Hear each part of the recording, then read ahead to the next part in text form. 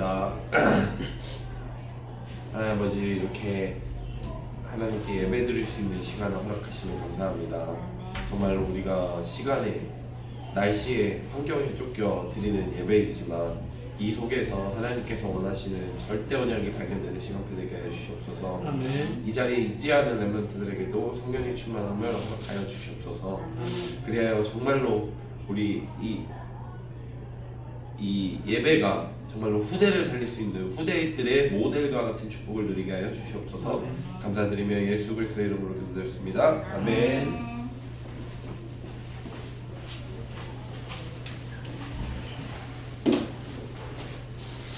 네, 시간은 변경되었지만 예배는 드려야 됩니다. 예.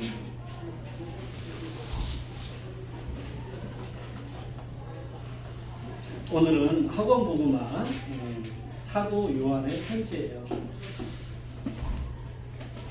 제가 예전에 읽었던 책 중에 마시멜로 테스트라고 하는 책이 있어요. 마시멜로 테스트가 뭐냐면은 한 6살, 7살 되는 아이들한테 말랑말랑한 젤리 같은 마시멜로를 하나 주는 거예요. 그리고 너 이거 10분 동안 안 먹으면 내가 한 개 더 줄게. 딱 테스트를 하는 거예요. 근데 그 중에 소수의 아이들이 그것을 10분을 기다리고 2개를 받아가더라는 얘기예요. 근데 그런 아이들을 나중에 쫙 추적해 보니까 그런 아이들이 살면서 뭐 어려움도 만나고 그러잖아요. 그런 것을 잘 이겨내고 그렇게 한 분야에서 성공하는 케이스가 많더라는 거예요. 제가 우리 중고등부 랩런트들한테 마시멜로 테스트하면 안 되잖아요. 그래가지고 우리 중고등부 랩런트들에게 맞는 저희 테스트 방법은 뭐냐면요, 얼마나 그 랩런트가 지속을 하는지를 저는 계속 보고 있어요. 그래가지고 매일같이 카톡을 보내고 그렇게 하는 거예요. 우리 예은쌤하고 같이 여름 성경학교 할 때 백하람이라고 하는 랩런트가 참석을 했어요. 그 랩런트하고 저하고 약속한 게 뭐냐면은, 선생님이 매일같이 아침에 문자를 보낼 테니까 너가 그것을 읽고 아멘이라고 답을 하라고 그걸 했는데, 여지껏 한 번도 거의 빠짐없이 매일같이 같은 시간에, 그것도 8시 반에서 9시 그 사이에 딱 정확하게 보내는 거예요. 물론 토요일 날은 뭐 좀 늦게 일어나고 그러니까 좀 늦게 보내고 그렇지만은, 그걸 제가 보면서 이 아이가 진짜 엘리트적 기질이 있다는 것을 저는 깨달았어요. 왜 그러냐면은 그것을 거의 비슷한 시간에 보낸다는 것은 그것이 습관화 되었다는 거예요. 그렇게 되면은 체질화 될 것이고, 우리 랩런트들이 어려서부터 이 말씀 속에 거하는 것이 가장 중요합니다. 다른 거 필요 없어요. 우리 신앙생활의 기준이 말씀이에요. 말씀만 따라가고 내가 말씀 묵상하는 시간이 있다. 근데 어른들도 사실 지속하기가 쉽지 않거든요. 제가 이렇게 보니까 어른들 중에서 지속하는 사람이 한 10%나 되려나? 그 정도밖에 안 돼요. 근데 진짜 중고등부 시절에 그 6년 동안 내가 매일같이 말씀 묵상하는 그런 습관 체질이 되었다. 그런 랩런트들은요, 하나님께서 오늘 말씀에 나온 요시야처럼 반드시 들어서 영적 서밋으로 세우셔가지고 한 시대의 재앙을 막으실 거라는 그런 확신이 딱 생겼어요. 그래서 지속할 수 있는 방법이, 최고의 방법이 뭐냐? 시스템화하는 거예요. 제가 왜 거의 비슷한 시간에 보내는 그 랩런트를 주의 깊게 보냐면은요, 그 매일같이 그것을 반복한다는 거잖아요. 그 시간대에. 나는 반드시 이 시간에 말씀 묵상하는 시간이 있어. 그것을 가지라는 거예요. 저 같은 경우에는 이제 밤 시간에 주로 말씀을 묵상을 해요. 조용한 시간을 가져요. 제가 이제 금요일날 밤이었던가 그 다음날 거 미션 그것을 중고등부 방에다가 실수로 써가지고 올려놨더라고. 보니까 아무도 인지를 못하시는구나. 그 시간이 제가 말씀을 묵상하는 시간이었어요. 이렇게 시스템화 해가지고 지속할 수 있는 그런 방법을, 나만의 방법을 찾으세요. 우리는요, 진짜 최고의 영적 시스템을 우리가 가지고 있어요. 왜냐? 정확한 언약 가지고 있지, 말씀 중심의 신앙생활 가지고 있지, 보좌의 축복 누리는 기도의 비밀을 가지고 있지, 성경적 전도운동의 방법을 가지고 있지. 우리는요, 진짜 하나님께서 특별하게 최고의 축복을 주신 사람들이에요. 이렇게 딱 체계적으로 되어 있는 영적 시스템이 되어 있는 그런 데가 없어요. 정확한 언약과 보좌의 축복 누리는 기도와 이 성경적 전도 운동의 비밀을 우리에게 하나님이 알게 하신 것은 최고의 축복입니다. 이것을 누리는 것이 가장 중요합니다. 사도 요한은요, 예수 그리스도께서 특별히 사랑하신 사도였어요. 아주 예뻐하셔서 또 사도 요한은 사랑의 사도라고 하는 별명이 있어요. 사랑의 사도. 제가 이제 이번 주에 요한의 편지를 쭉 읽어보니까 와 진짜 사랑하는 마음이 생기는 거예요. 북한에 있는 김정은이까지 사랑하는 마음이 생길 정도로 야 사람을 사랑하는 마음이 생기더라고요. 1번 대지 말씀 속에 거하라는 거예요. 우리 신앙생활의 기준이 말씀이에요. 우리 어른들이 가장 놓치기 쉬운 게 뭐냐면요. 나이를 먹고 많은 경험을 하고 지식이 쌓이다 보면 이렇게 돼요. 내게 최고라고 생각하고 내게 맞다고 생각을 하거든요. 그런데 우리의 기준, 모든 선택의 기준은요, 말씀이에요. 말씀을 따라가야지. 그러니까 우리는 항상 선택할 때 내 생각이 틀릴 수도 있어. 내가 알고 있는 지식이 틀릴 수도 있어. 그것을 반드시 염두에 두고 강단 말씀은 어떻게 되어 있지? 기도서 말씀은 어떻게 되어 있느냐? 말씀 속에서 항상 답을 찾고 거기서 인도를 받아야지 된다는 거예요.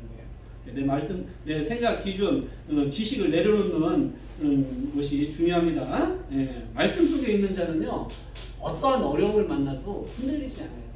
물론 갑자기 큰 문제가 오잖아요. 그러면은 당황할 수도 있어요. 인본주의를 쓸 수도 있어요. 히스기야처럼. 그렇지만은 결국에는 어떻게 된다? 하나님 말씀 속에서 답을 찾고 보좌 앞으로 나아간다는 거예요. 말씀 있는 사람들의 특징이에요. 그것이. 말씀 없는 사람들은요 무너져요. 그 상황에서 자기 인본주의대로 선택을 하게 되고. 자, 오늘 이렇게 성경 기록, 요한이 이렇게 성경 쓴 게 뭐냐면 요한복음, 요한 1, 2, 3서, 요한 계시록까지 5개를 썼잖아요. 근데 사도 요한이 성경 기록 목적을 요한복음 20장 31절에 나와 있어요. 오직 이것을 기록하면 예수께서 하나님의 아들 그리스도이심을 믿게 하려 하며요. 또 너희를 믿고 그 이름을 힘입어 생명을 얻게 하려 함이니라. 예수님이 그리스도라는 이 복음을 믿고 구원받으라는 거예요. 성경의 기록 목적이 그거라는 거예요. 또 그것으로 생명을 얻고 그 생명을 누리고 전달하라는 것이 성경의 기록의 목적입니다. 또 오늘 또 말씀이 나와 있어요. 새 계명. 제가 지난주에도 얘기했지만 예수님께서 잡히시기 그날 밤에 제자들의 발을 씻겨 주시고 세종노예 역할을 하신 거예요. 섬기라는 거예요. 그리고 주신 말씀이 뭐냐? 내가 너희에게 새 계명을 주는데 그거 뭐냐? 내가 너희를 사랑하는 것처럼 너희도 서로 사랑하라는 거예요. 자, 우리가 이런 표현을 해. 눈에 보이는 형제도 사랑하지 않는데 어떻게 눈에 보이지 않는 하나님을 사랑하냐는 거예요. 그래, 눈에 보이는 형제를 서로 사랑하라. 그런데 우리 마음속에 사랑이 없음을 저는 많이 느껴요. 아유, 막 서로 시기하고 미워하고 질투하고 그럴 때 우리 너무 많잖아요. 그때마다 내가 하나님의 사랑을 받은 자이기 때문에 섬기는 자가 되어야지 되겠다. 이런 생각을 저는 많이 합니다. 요한일서 3장 18절에 이런 말씀이 있어요. 말과 혀로만 사랑하지 말고 행함과 진실함으로 하라. 자, 여기서 말씀하는 행함이라는 것은요, 야고보서에 기록된 것처럼 믿음에서 나오는 행함이라는 거예요. 우리가 억지로 행하는 것이 아니고 믿음에서 당연히 사랑을 행할 수 있다라는 거예요. 믿음의 역사, 사랑의 수고, 소망의 인내라고 데살로니가전서 1장 3절에 나와 있잖아요. 사랑하는 사람을 위해서는요, 내가 수고할 수 있는 거예요. 사랑하는 사람이 배고프다고 하면은 당연히 내 먹을 거라도 당연히 주잖아요. 사랑하는 사람이 이렇게 겨울에 춥대. 그럼 멋진 남자 옷을 딱 벗어가지고 사랑하는 여인에게 옷을 벗어주잖아요. 뭐 고개를 끄덕끄덕 하는데 우리 손님 한 분이 이제 손님들하고 막 10년 넘게 지내고 그러니까 별 얘기 사실 다 해요. 집에 가서 이제 정수기 막 청소하다 보면은 그분이 이제 본사님인데 그러는 거예요. 우리 남편은 결혼해가지고 이 나이 때껏 매일같이 자기한테 사랑한다고 그러는 거예요. 또 와 당신이 최고였고 맨날 그런다는 거예요. 그래서 하루는 그 부인이 그 권사님이 물어봤대요. 당신 진짜 나 사랑해요? 그랬더니 아유 진짜 당신 사랑하지. 내 인생에 있어서 여자란 당신밖에는 있을 수가 없어요. 오직이야. 막 그랬어. 그러면은 여보 나 생활비 좀 주세요. 당신 결혼하고서 몇 년 동안 나한테 생활비 한 번도 안 주셨잖아요. 생활비를 주셔야지 살림도 하고 자녀도 키울 거 아니에요. 그랬더니 그 남편분이 그러시더래요. 내가 당신을 사랑하는 건 맞지만은 생활비는 줄 수는 없어. 왜 그러냐? 벌어서 나 쓸 것도 부족한데 어떻게 생활비를 주겠어? 그 부인이 그날 이후로 직장 생활을 해가지고 가정 살림을 하고 자녀들을 키우고 작년 1월에 퇴직을 하셨어요. 뭐 그런 남자도 있어요. 뭐 남녀 관계를 모르는 거니까 그렇지만 이 얘기를 왜 하느냐? 사랑한다면 행함이 당연히 나온다는 거예요. 예, 뭐 그분이 진짜 사랑한다 안 한다 뭐 그건 저는 모르겠어. 예, 그런 케이스도 있더라는 얘기예요. 이런 얘기 처음 듣죠. 올바른 사람이네. 아 올바른 사랑이야. 근데 옛날 분들은 진짜 그런 분들 많아요. 제 주위에 가정을 안 돌보시는 분도 많아.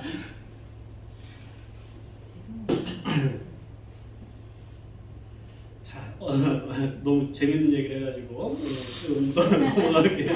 자, 구원받는 자의 증거가 요한일서에서는 이 말씀이 중요하니까 제가 한번 읽어드릴게요. 요한일서 5장 11절에 이런 말씀이 여기서 나는 구원 못 받은 것 같아요.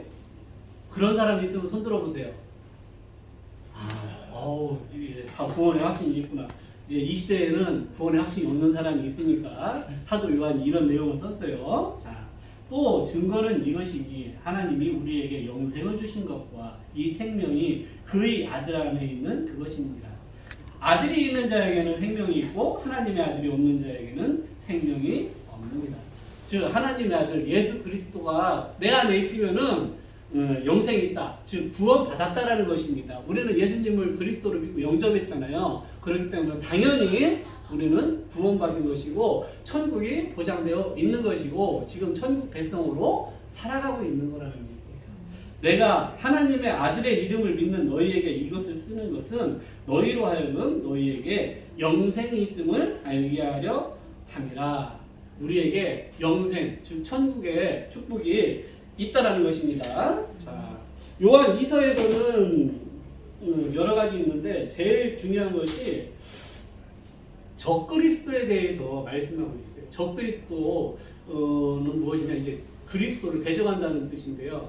여기서 사도 요한이 기록한 내용 중에서 예수 그리스도께서 성육신하신 것을 부정하는 것이 적그리스도라는 거예요.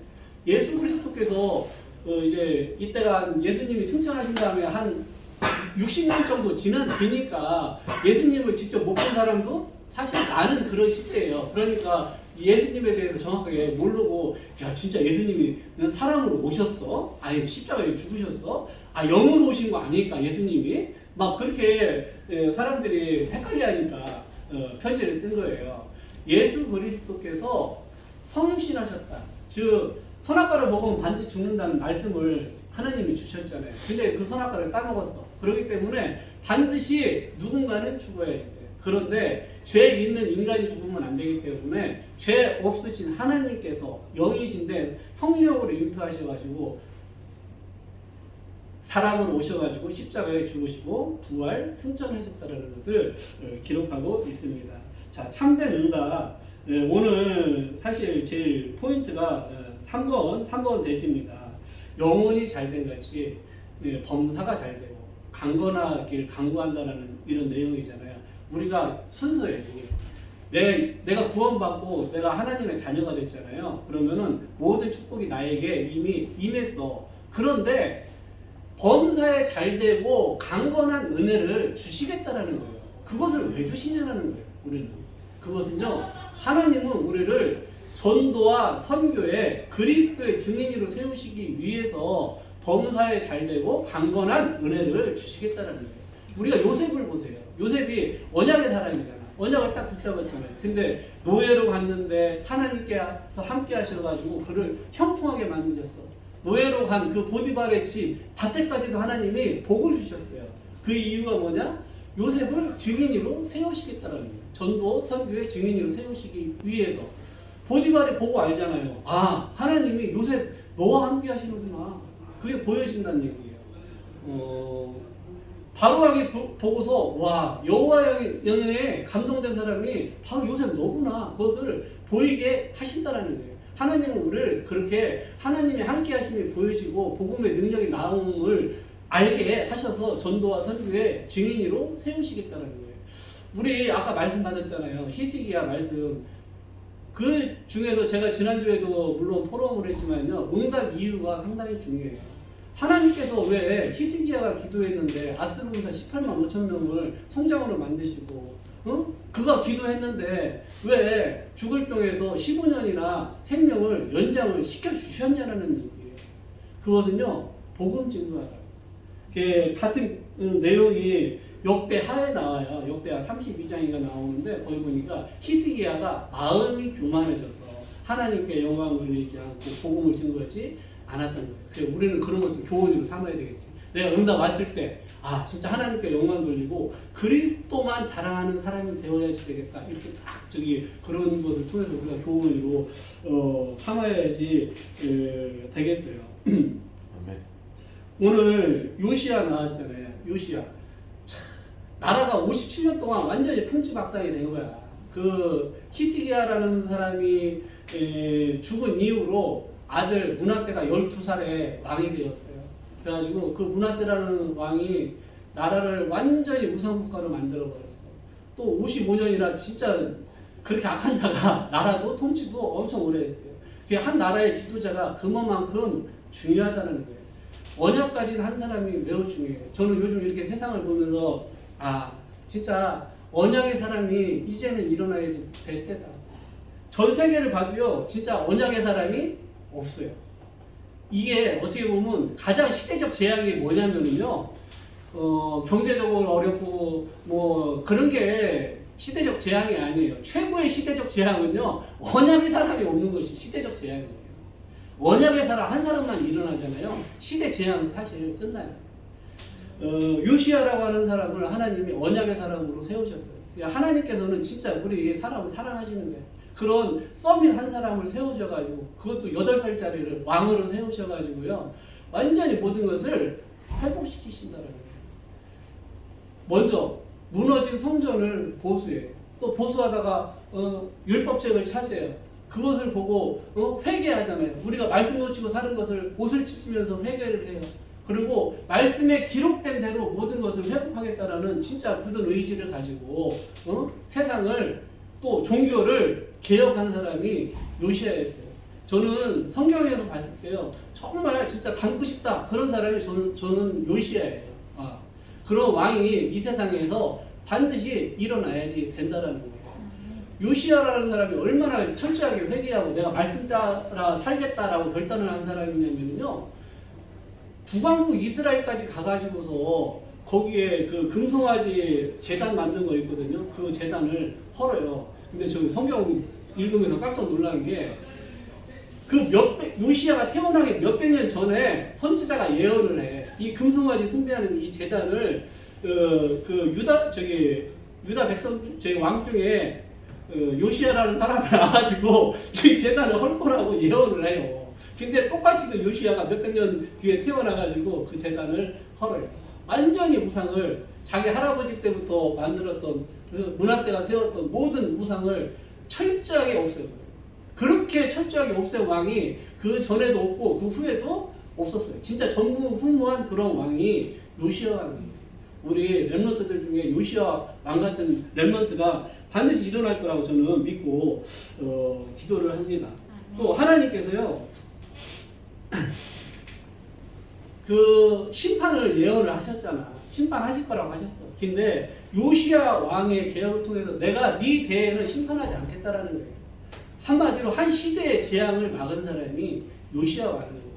우리 렘넌트 한 명은 한 시대라고 하잖아요. 한 시대의 재앙을 막는 사람이 렘넌트입니다. 우리 렘넌트들을 통해서 이 시대의 재앙이 끊어질 것을 저는 믿어요. 그래가지고 우리 렘넌트들은 요시야가 어떻게 했는지 그걸 봐야지. 요시야가 어떻게 했어요? 말씀을 회복했어요. 말씀 중심으로 그 사람이 살았어요. 그 율법책을 찾고 그 말씀대로 살고자 철저하게 개혁을 하는 사람이 요시예요. 우리 렘넌트들이 그래서 말씀 중심으로 사는 그런 렘넌트들 되길 바랍니다. 네. 구원받았다. 이것은 과거, 현재, 미래 모든 문제가 끝난 거예요. 자, 여기서 과거를 바꿀 수 있는 사람이 있어요? 없어요. 미래 내가 염려한다고 그거 해결됩니까? 안 돼요. 많은 사람들이 미래 염려하잖아요. 내가 미래 염려한 것 중에 몇 프로가 성취될 것 같아요? 통계적으로 계산하면 4%가 내가 염려한 거에 4%가 성취된답니다. 96%는 성취되지도 않을 염려를 붙잡고 살아간다는 거예요. 오늘 소개할 책 중에 이 책이 있어요. 자기관리. 자기관리는 데일 카네기가 아주 유명한 책입니다. 이 책에. 그런데 여기에 보면은 윌리엄 오슬로라고 하는 사람이 나와요. 청년인데 의과 대학을 다녔어. 근데 막 미래에 대한 염려가 되는 거예요. 와, 내가 과연 의사는 될 수는 있을까? 내가 의사 되면 뭐 먹고 살까? 그런 걱정을 했다라는 거예요. 뭐 제가 의과 대학 들어갈 정도 머리 되면 걱정 일도 하고 살겠구만. 이분을 그렇게 걱정을 했대요. 그러다가 책을 한권 읽었는데 거기서 앞으로 다가오지도 않는 먼 미래 걸 가지고 염려하지 말라는 그런 내용을 읽었대요. 아, 맞다. 내가 왜 미래 염려에 잡혀서 오늘 해야 될 일을 못하고 오늘을 실패하냐는 얘기예요.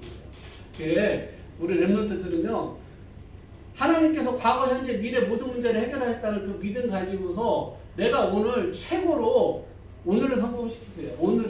오늘만 생각하세요. 오늘만. 내일 그것을 하나님께서 책임지실 거예요.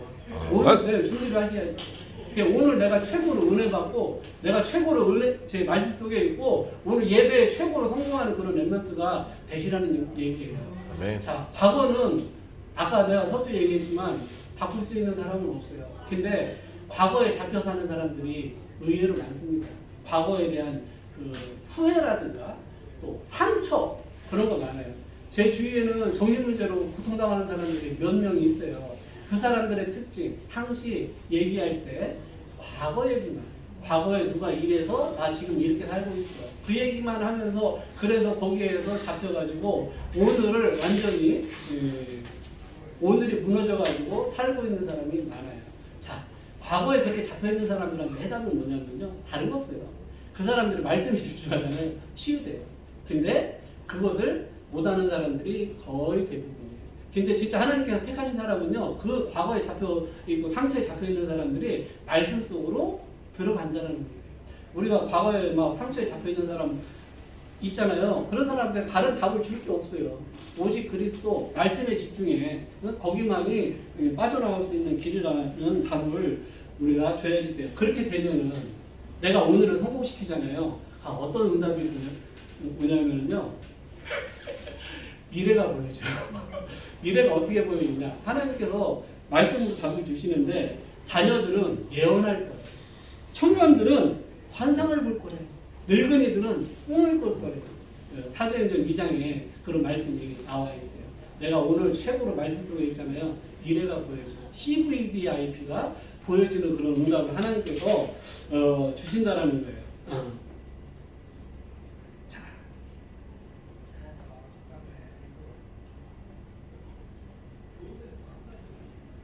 제가 새신자 때 들은 말씀인데 마태복음 6장 33절에 이런 말씀이 있어요. 너희는 먼저 그의 나라와 그의 의를 구하라. 그리하면 이 모든 것을 너희에게 더하시리라는 거예요. 우리가 육신적으로 구하는 모든 것들이요, 하나님께서 내가 하나님 나라 영적인 것을 붙잡고 기도할 때 모든 것을 다 책임지시고 주시겠다는 거예요. 그러니 그 34절도 중요해요. 내일 일을 염려하지 말라는 거예요. 내가 지금 언약 안에 있잖아요. 그러니까 모든 미래가 하나님께서 책임지시고 보장하시겠다는 거예요. 아셨죠? 자, 오늘 최대한 빨리 하려고 말을 엄청 빨리 해서 끝냈습니다. 자, 예배 마쳤습니다. 영상 꺼주세요.